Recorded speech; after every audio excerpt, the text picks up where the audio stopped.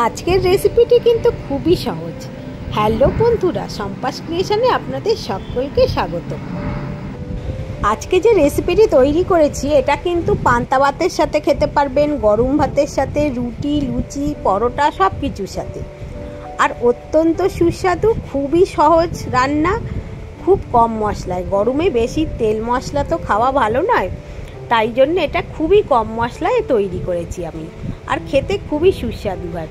প্রথমে ডিমগুলো ভালো করে ধুয়ে একটু সিদ্ধ করে নেব, তারপর খোলা ছাড়িয়ে নেব। তো ডিমের সমস্ত খোলা ছাড়ানো হয়ে গেলে এখন ডিমগুলোকে আমি একটু কেটে নেব। তো এখন ডিমের খোলাগুলো ছাড়িয়ে নিচ্ছি। এবার ডিমটা কাটবো, মানে ডিমটা কিন্তু দু আধখানা করবো না, গোটাটা কুসুম শুদ্ধ কুসুমটাই এখানে গোটা বার করে নেব। ডিমের যে সাদা অংশটা সেটাতে অল্প ছুরি দিয়ে একটু কাট লাগিয়ে নেবেন চারদিকটায়। তারপর আস্তে করে টানলেই আপনি এটা খুলে এর কুসুমটা দেখবেন বার করে নিতে পারছেন। এইভাবেই আমি সমস্তগুলো করে নেব, কারণ এখানে আমি ডিমের যে কুসুমটা সেটা গোটা গোটা রাখবো। তো এর জন্যে আমাকে এই ডিমটা একটু শক্ত করে সিদ্ধ করতে হবে।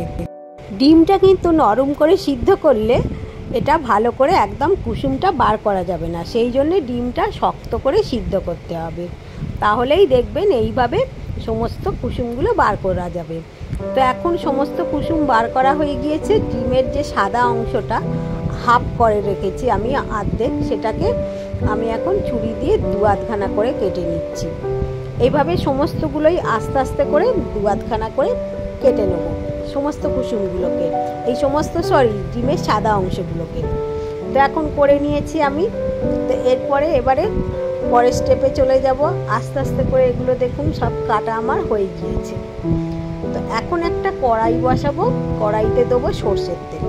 আপনারা এখানে সাদা তেলও ব্যবহার করতে পারবেন।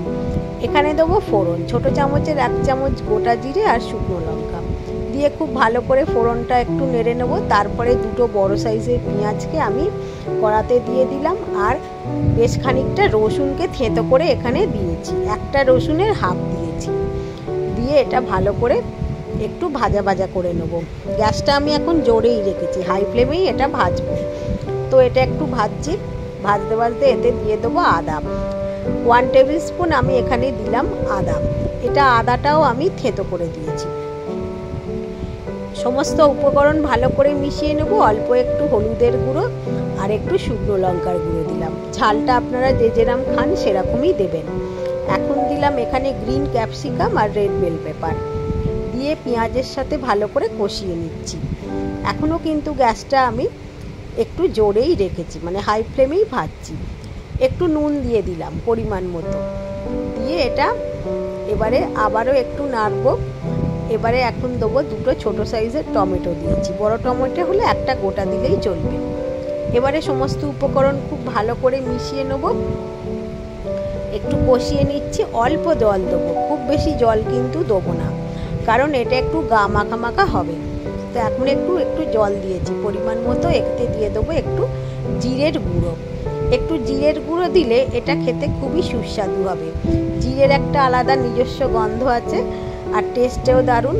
কাটা ডিমগুলো দিয়ে দিলাম, আর এখানে একটু টক দই নিয়েছি, একটু অল্প বিট নুন দিয়ে ভালো করে ফেটিয়ে নেব। টক দইয়ের মধ্যে বিট নুনটা দিলে খেতে খুব সুস্বাদু হয়।